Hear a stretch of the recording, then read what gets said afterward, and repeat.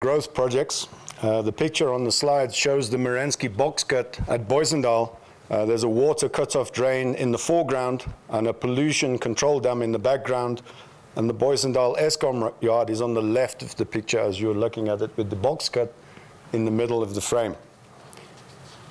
The Merensky project started a little over a year ago, and we have established the required infrastructure for initial mining. A bulk sample of 45,000 tons has been extracted, and we began to treat the Merensky ore through the UG2 concentrator. Results so far are very encouraging, and good recoveries are being achieved even on the low head grade, which reflects the initial development tonnage. The full assessment of this project is expected to be complete around April this year. We'll then go to the board. This will include the initial rate of mining envisaged for the next few years, and this needs to be factored in with the other developments at Boysendal such that we match up the respective milling capacities. We'll provide further guidance to the market once this work is complete, in all likelihood in the August results presentation. The total capital expenditure for this project to date is 82.5 million rand. Moving on to Boysendal South. 6 months ago, we put up a plan similar to this one, showing our conceptual thinking for the development of the Boysendal South ore body.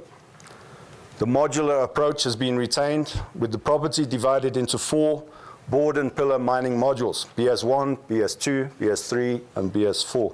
What has changed for practical reasons is the fact that BS1 and BS2 will now be accessed from a common central portal complex. This minimizes the environmental footprint and reduces the capital requirements. Ore will be delivered from this point to the concentrator some 4 kilometers away, as the crow flies, by an aerial conveyor system. The central complex will also be connected back to the Boysendal North Mine concentrator by a similar system in order to achieve maximum flexibility.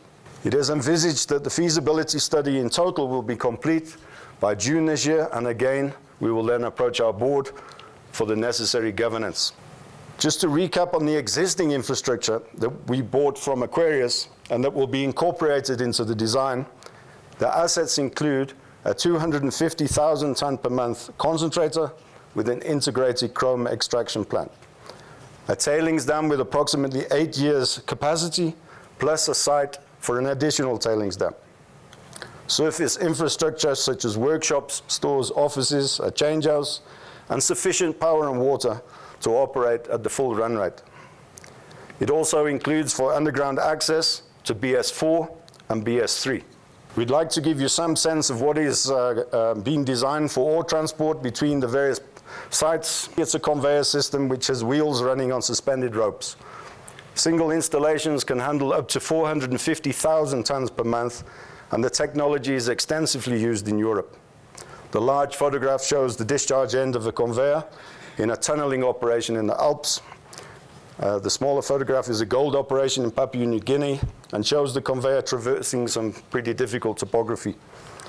The reasons we like this solution is it has a low environmental impact, it has lower maintenance cost than a traditional conveyor, and it has a very high utilization factor. This technology is very well suited to the Boysendal Valley topography. Expanding our processing capacity is key to the growth planning. The project comprises a 20 megawatt furnace and a matching dryer plant, and it will be integrated into the existing smelter complex. Commissioning of the furnace is expected to be complete by December 2017. At this point, I think it is important to note that our long-term refining partner, Heraeus, has shown confidence in Northam as well as the PGM industry by agreeing to contribute 20 million euros as a capital offset to the cost of the furnace, in exchange for an extended refining contract and for the option of purchasing up to 40% of Northam's refined production. We've also agreed with Heraeus to collaborate on the development of industrial products which utilize the full range of PGMs. Northam has a strong balance sheet and is well placed to deliver our internal growth options. Finally, we'd like to welcome the IDC as a strategic funding partner to Northam.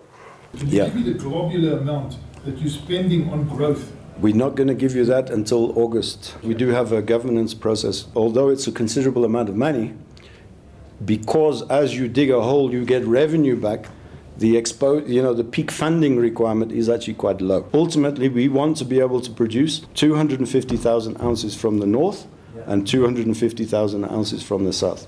We have the 2 concentrators now, which are both being paid for, of course. So they're up and running. Our current production is only the 160,000 ounces in the north, which was the original Booysendal project. It's now complete. The money has been spent. The checkbook has been closed. So we're running at 160 in the north. We want to grow that to 250. The mills, we believe, have the capacity just about to do that with a bit of a squeeze. And that growth will come from a combination of deepening the existing Booysendal North UG2 mine and the Merensky module right next door. The other mills, which also represent 250,000 ounces of production, will be filled from the new BS1, BS2, BS3, BS4 modules in the greater Booysendal. And that will all be greenfields expansion.